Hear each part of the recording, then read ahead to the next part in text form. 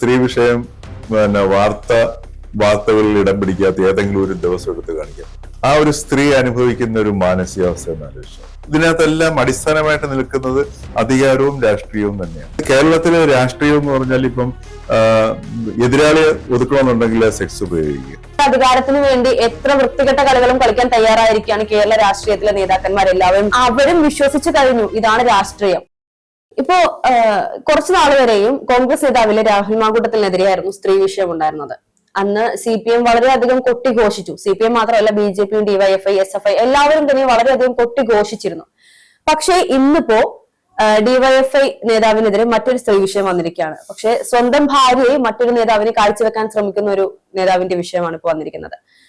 ഈ ഒരു സാഹചര്യത്തിൽ ഈ നമ്മുടെ കേരള രാഷ്ട്രീയം പൂർണ്ണമായും സ്ത്രീ വിഷയത്തിൽ മാത്രം മുങ്ങിപ്പോകുന്ന ഒന്നായി മാറിക്കൊണ്ടിരിക്കുകയാണ് എന്നതിൽ നിന്ന് മനസ്സിലാക്കാൻ സാധിക്കുന്നത്. അല്ലാതെ ഈ പറഞ്ഞ ഒരു രാഷ്ട്രീയ പാർട്ടികളും സാധാരണ ജനങ്ങൾക്ക് വേണ്ടി ഒന്നും ചെയ്യാത്തൊരവസ്ഥയിലേക്ക്, വ്യക്തിപരമായ ജീവിതത്തിലേക്കും അതുപോലെയുള്ള സ്ത്രീ വിഷയങ്ങളിലേക്കും ഒതുങ്ങി പോകുന്ന ഒരു അവസ്ഥയിലേക്ക് കാര്യങ്ങൾ പോയിക്കൊണ്ടിരിക്കുകയാണ് എന്ന് തോന്നുന്നു. ഇനി ഒരു തെരഞ്ഞെടുപ്പ് വരുമ്പോൾ ആർക്ക് വോട്ട് കുത്തണം, അല്ലെങ്കിൽ ആർക്കിനി വോട്ട് കുത്തണം എന്നുള്ളത് കേരള ജനതയ്ക്ക് സംശയമാണ്. യഥാർത്ഥത്തിൽ ആർക്കാണ് വോട്ട് കുത്തേണ്ടത്? ഇതിനകത്ത് ഹർഷയുടെ ഒരു സ്റ്റേറ്റ്മെന്റിനോട് എനിക്ക് വിയോജിപ്പുണ്ട്. കാര്യം സ്ത്രീ വിഷയത്തിൽ ഇങ്ങനെ അല്ലെങ്കിൽ ആ ദിശയിലേക്ക് പോവുകയാണ് എന്നുള്ള ഒരു പ്രയോഗം ശരിയല്ല.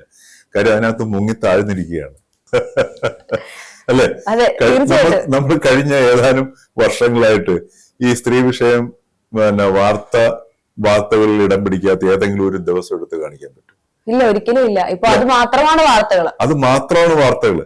മാത്രമല്ല, അതിപ്പം മലയാളിക്ക് തന്നെ ഇപ്പൊ ഈ പറഞ്ഞ ഒരു നേരത്തെ ഭക്ഷണം ഇല്ലെങ്കിലും ഇത് സംബന്ധിച്ചൊരു വാർത്ത കേട്ടില്ലെങ്കിൽ ജീവിക്കാൻ പറ്റാത്ത അവസ്ഥയിലേക്ക് എത്തിയിട്ടുണ്ട്, അല്ലെ? അപ്പൊ ഇത് ശരിക്കും പറഞ്ഞാൽ മലയാളിക്ക് ഇപ്പം യഥാർത്ഥ സെക്സിനോട് താല്പര്യം ഇല്ലാത്തൊരവസ്ഥയിലേക്ക് മാറിയോ എന്നൊരു സംശയം പോലും ഉണ്ട്. കാര്യം ഇതിങ്ങനെ കേൾക്കുക എന്നുള്ളത് തന്നെ യഥാർത്ഥ സെക്സിനേക്കാൾ താല്പര്യമുള്ള ഒരു ആസ്വാദന മാധ്യമം അല്ലെങ്കിൽ ആസ്വാദന ഉപാധിയായിട്ട് മാറിയ ഒരു അവസ്ഥയിലേക്ക് മാറുക. അപ്പൊ ഈ വയനാട്ടിലെ ആ ഒരു DYFI നേതാവിന്റെ ഭാര്യയുടെ ഒരു വാക്കുകൾ നമ്മൾ കേട്ടതാണ്. അതിനകത്ത് ആ സ്ത്രീയുടെ വാക്കുകളാണ് നമ്മൾ വിശ്വസിക്കേണ്ടത്. കാരണം എന്ന് വെച്ച് കഴിഞ്ഞാല് ബാക്കിയൊക്കെ മാറ്റി വെക്കുക, ആ ഒരു സ്ത്രീ അനുഭവിക്കുന്ന ഒരു മാനസികാവസ്ഥ എന്ന് ആലോചിച്ചോ. ആ സ്ത്രീ ഒരു വിവാഹിതയായ ഒരു യുവതിയാണ്, അല്ലെ? ആ വിവാഹിതയായ യുവതിയുടെ ദാമ്പത്യ ബന്ധം എങ്ങനെ നിൽക്കുന്നു? തന്റെ ഭർത്താവ് പറയുന്നു തന്റെ സുഹൃത്തിനൊന്ന് ലേശം സഹകരിച്ചു കൊടുക്കൂ എന്ന് പറയുന്നു. അതിലൂടെ നമുക്ക് പണം സമ്പാദിക്കാൻ നമ്മുടെ പ്രശ്നങ്ങളെല്ലാം തീരും എന്ന് പറയുന്നു. എന്നിട്ട് അത് ആ ഒരു സ്ത്രീയിൽ ഉണ്ടാക്കാവുന്ന മാനസിക ആഘാതം എന്തായിരിക്കും? അതോടൊപ്പം തന്നെ ആ ഒരു യുവതിയുടെ കുടുംബ ബന്ധം അവളി കഴിഞ്ഞില്ലേ? അതല്ലെങ്കിൽ അതിന് താല്പര്യമുള്ള യുവതിയായിരിക്കും. ആ താല്പര്യം തനിക്കില്ല എന്നുള്ളതിന്റെ തെളിവുകൊണ്ടാണ് ആ യുവതി പരസ്യമായിട്ട് വന്ന് ഇത് പരാതിയായിട്ട് നിൽക്കുന്നത്. എന്നിട്ട് ആ ഭർത്താവ് എന്താണ് ചെയ്യുന്നത്? ഭർത്താവ് DYFI നേതാവിനെ പ്രതിരോധിക്കുകയും അദ്ദേഹത്തിനെ സംരക്ഷിക്കുകയും ചെയ്യുന്നു, അല്ലെ? അപ്പൊ ആ ഭർത്താവിനും ആ യുവതിയോടൊത്ത് ആ യുവതിയായ ഭാര്യയോടുള്ള ആ ഭർത്താവിന്റെ സ്നേഹവും അല്ലെങ്കിൽ ആ ബന്ധം എന്താണെന്നുള്ളത് നമ്മളെ കാണിക്കുക ചെയ്യും. അപ്പൊ ഇതിനകത്തെല്ലാം അടിസ്ഥാനമായിട്ട് നിൽക്കുന്നത് അധികാരവും രാഷ്ട്രീയവും തന്നെയാണ്. ഇപ്പൊ DYFI നേതാവിനോട് ഒത്തുനിന്ന് കഴിഞ്ഞാൽ ഈ പറഞ്ഞതുപോലെ ഭരണത്തിലിരിക്കുന്ന സർക്കാരാണ്. ആ സർക്കാരിന് സ്വാധീനം ചെലുത്തി എന്തെങ്കിലും നേട്ടങ്ങൾ ഉണ്ടാക്കാൻ കഴിയും എന്നുള്ളത് കൊണ്ട് മാത്രമായിരിക്കും ഈ ഭർത്താവ് ഈ രീതിയിൽ പെരുമാറുന്നത്. ചെയ്യുന്നു.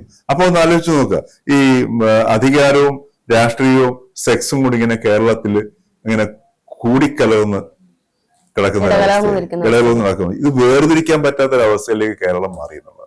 അതാണ് ഇപ്പൊ നമ്മുടെ വർത്തമാനകാല സാഹചര്യം നമ്മളെ കാണിച്ചു തരുന്ന അല്ലെങ്കിൽ ബോധ്യപ്പെടുത്തുന്ന ഒരു സംഗതി. അതാണ് ഇങ്ങനൊരു വാർത്ത കിട്ടിക്കഴിഞ്ഞാൽ മാധ്യമങ്ങൾക്ക് ഇതൊരു ഹരമാണ്, അല്ലെ? അവർക്ക് റീച്ച് മാത്രമല്ല, കുഴിമന്തിയെ പിന്നെ ഇപ്പൊ പുതിയ സാധനങ്ങളൊക്കെ ഉണ്ടല്ലോ, അല്ലെ? ഷവർമ ഇതൊക്കെ കിട്ടുന്ന പോലെയാണ് മാധ്യമങ്ങള്, വിഷ്വൽ മാധ്യമങ്ങൾ വെച്ച് അലക്കുന്നത്. അപ്പൊ ഇത് ശരിക്കും പറഞ്ഞാൽ ഞാൻ ഈ ഒരു വിഷയത്തെ കാണുമ്പോൾ ഞാൻ ആ യുവതിയുടെ ഭാഗത്തു നിന്ന് ചിന്തിച്ചുകൊണ്ടാണ് കാണുന്നത്. ആ യുവതിയുടെ ജീവിതത്തെ കുറിച്ചാണ് ആലോചിക്കുന്നത്. അവരുടെ ഇനി ഒരു സ്വാഭാവികമായിട്ടും ഒരു വിവാഹിതയാകാൻ ഒരു സ്ത്രീ തയ്യാറാവുകയാണെങ്കിൽ അവരൊരു ജീവിതത്തേക്ക് കണ്ടുകൊണ്ട് തന്നെയാണല്ലോ ഒരാളോട് ഒരു ആണിനോടൊത്ത് ജീവിക്കാം എന്നുള്ളത് തീർച്ചപ്പെടുത്തിയിട്ടാണല്ലോ ഇറങ്ങിത്തിരിക്കുന്നത് അല്ലെ. ആ സ്ത്രീയുടെ ജീവിതം, വിവാഹ ജീവിതം എന്തായാലും ഒന്നാമത്തത് തകർന്ന ഒരവസ്ഥയാണ് അല്ലെ. ഇനി ഇയാളിൽ എന്ത് പരിവർത്തനം വന്നു കഴിഞ്ഞാൽ അതല്ലെങ്കിൽ ഈ പറഞ്ഞ ബോധോദയം പോലെ ഇതിലൊക്കെ വരേണ്ടി വരും. അത് പ്രതീക്ഷിക്കാനും പറ്റത്തില്ല. എത്രയൊക്കെ വന്നാലും ഇതാണ് സ്വഭാവം എന്നുള്ളത് പുറത്ത് വന്നു കഴിഞ്ഞു. ഇനി ഇവരിതിന് വഴങ്ങിയില്ല എന്നുണ്ടെങ്കിൽ എന്തുമാത്രം പീഡനങ്ങളായിരിക്കും ഇവരിന് നേരിടേണ്ടി വരുന്നത്. ഇനി ഇത് പുറത്ത് പറഞ്ഞതിന്റെ പേരിൽ ആ യുവതി സഹിക്കേണ്ടി വരുന്ന സമ്മർദ്ദങ്ങൾ എന്തൊക്കെയായിരിക്കും. അപ്പൊ ഇത്തരത്തിലുള്ള ഇനിയിപ്പോ നാളെ ഇങ്ങനെ ഈ രീതിയിലാണ് കേരളത്തിലെ കാര്യങ്ങളെല്ലാം മുമ്പോട്ട് പോയിക്കൊണ്ടിരിക്കുന്നത്. അതായത് കേരളത്തിലെ രാഷ്ട്രീയം എന്ന് പറഞ്ഞാൽ ഇപ്പം എതിരാളിയെ ഒതുക്കണമെന്നുണ്ടെങ്കിൽ സെക്സ് ഉപയോഗിക്കുക, പെൺവിഷയം വേണം. പിന്നെ അതേപോലെ തന്നെ ഇപ്പൊ കാര്യങ്ങൾ നടപ്പിലാവണമെന്നുണ്ടെങ്കിലും പെൺവിഷയം വേണം എന്നുള്ളതാണ് ഈ വിഷയം സൂചിപ്പിക്കുന്നത്. ഇപ്പോ കുറച്ച് ദിവസങ്ങൾക്ക് മുൻപ് വരെ രാഹുൽ മാങ്കൂട്ടത്തിലായിരുന്നു പ്രധാന ഇര എന്ന് പറയുന്നത്. അതിനുശേഷം കുറച്ചു ദിവസം കെ ഉണ്ണികൃഷ്ണനായിരുന്നു CPM നേതാവ്, അല്ലെങ്കിൽ CPM-ന്റെ MLA ആയിട്ടുള്ള കെ ഉണ്ണികൃഷ്ണനായിരുന്നു. ഇപ്പൊ അത് കഴിഞ്ഞ് പുതിയ ഒരാളായിരിക്കാണ്. ഇനിയും ഓരോ ദിവസം കഴിയുമ്പോഴും ഓരോരുത്തരുടെയും മുഖം രക്ഷിക്കാൻ വേണ്ടി മറ്റുള്ളവരുടേതായിട്ടുള്ള കുറ്റങ്ങൾ പുറത്തു കൊണ്ടുവരുന്ന ഒരു രീതിയിലേക്കാണ് കാര്യങ്ങൾ പോയിക്കൊണ്ടിരിക്കുന്നത്. ഞങ്ങളുടെ ഭാഗത്ത് മാത്രമല്ല സ്ത്രീ വിഷയമുള്ളത്, ഈ പാർട്ടിയിലും ഉണ്ടല്ലോ എന്ന് പറഞ്ഞ് തുറന്നു കാണിക്കുന്നു. പക്ഷെ ഇത് യഥാർത്ഥത്തിൽ അധികാരത്തിന് വേണ്ടി എത്ര വൃത്തികെട്ട കളികളും കളിക്കാൻ തയ്യാറായിരിക്കുകയാണ് കേരള രാഷ്ട്രീയത്തിലെ നേതാക്കന്മാർ എല്ലാവരും തന്നെയും. എല്ലാ പാർട്ടിയിലും ഇതിനകത്ത് ഒരു പാർട്ടി പോലും ഇതിനകത്ത് നല്ലതെന്ന് നമുക്ക് ഒരിക്കലും മാറ്റി നിർത്താൻ പറയാൻ പറ്റത്തില്ല. എല്ലാ ഏതെങ്കിലും ഒരു രാഷ്ട്രീയ കക്ഷി നമുക്ക് എടുത്ത് പറയാൻ പറ്റൂ? ഇല്ല, ഒരിക്കലും ഇല്ല. അപ്പൊ ആ ഒരു അവസ്ഥയിലേക്ക് കേരള രാഷ്ട്രീയം ഇതിനകത്ത് ഇങ്ങനെ മുങ്ങി താണുകൊണ്ടിരിക്കുകയാണ് ചെയ്യുന്നത്. ഒരു എന്താ പറയുക, ഒരു ദുർഗന്ധം വമിക്കുന്ന ഒരു അവസ്ഥയിലേക്ക് കേരള രാഷ്ട്രീയം എത്തി നിൽക്കുന്നു. അതോടൊപ്പം തന്നെ അതിനകത്ത് ഏറ്റവും ഇതിനകത്ത് ഈ കിടന്ന് എന്താ പറയുക, ഇതിനെ ഈ മസാലയാക്കുന്നത് മുഴുവൻ ഈ സെക്സ് വിഷയങ്ങളാണ്, പെൺവിഷയങ്ങളാണ് അല്ലെ. പെൺവിഷയങ്ങളില്ലെങ്കിൽ കേരള എന്നിട്ട് നമ്മൾ പറയുന്നത് എന്താ, കേരളം എല്ലാത്തിനും ഒന്നാമത്, കേരളം പ്രബുദ്ധമാണ്, മലയാളി 3 നേരം കുളിക്കും അല്ലെ. ഇങ്ങനെയൊക്കെയുള്ള ഓരോ അബദ്ധജടിലമായ കാര്യങ്ങൾക്കകത്ത് നമ്മൾ രമിച്ചുകൊണ്ട് ഇത്തരം ആന്തരികമായിട്ട് ഇത്തരം വൃത്തികേടുകൾ ഏർപ്പെട്ടുകൊണ്ടിരിക്കുന്നതാണ് മലയാളികൾ. ഇതിനകത്ത് ഈ രാഷ്ട്രീയക്കാരെ മാത്രം കുറ്റം പറഞ്ഞിട്ടും കാര്യമില്ല. ഇത് ജനങ്ങളും ഇത് ആഗ്രഹിക്കുന്നത്, കാണാൻ ആഗ്രഹിക്കുന്നു.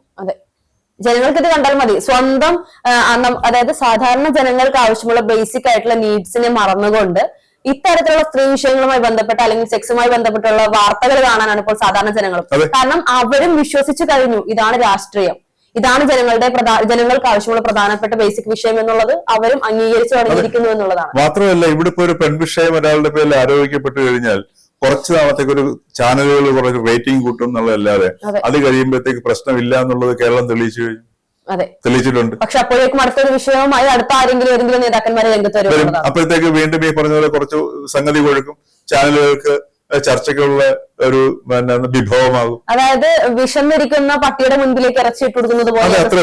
എക്സാക്ട്ലി അത് മാത്രമാണ് ഇപ്പൊ കേരളത്തിൽ നടക്കുന്ന സംഗതി. ആ ഒരു ഇറച്ചിയാണ് കേരളത്തിൽ ഇപ്പം ലൈംഗിക വിഷയം എന്ന് പറയുന്നത്. അതിനകത്താണ് കേരള രാഷ്ട്രീയം കിടന്ന് കറങ്ങുന്നത്. അപ്പൊ ഇതിന്റെ ഈ തെറിച്ചു വീഴുന്ന സാധനങ്ങളുടെ സംഗതിയും ചോരയും എല്ലാം കൂടെ സൃഷ്ടിക്കുന്ന ദുർഗന്ധമാണ് സാംസ്കാരികമായിട്ട് ഇന്ന് കേരളം അല്ലെങ്കിൽ ഇന്ന് കേരളത്തിൽ നിലനിൽക്കുന്ന ആ ഒരു ദുർഗന്ധത്തിന്റെ അവസ്ഥ അതാണ്.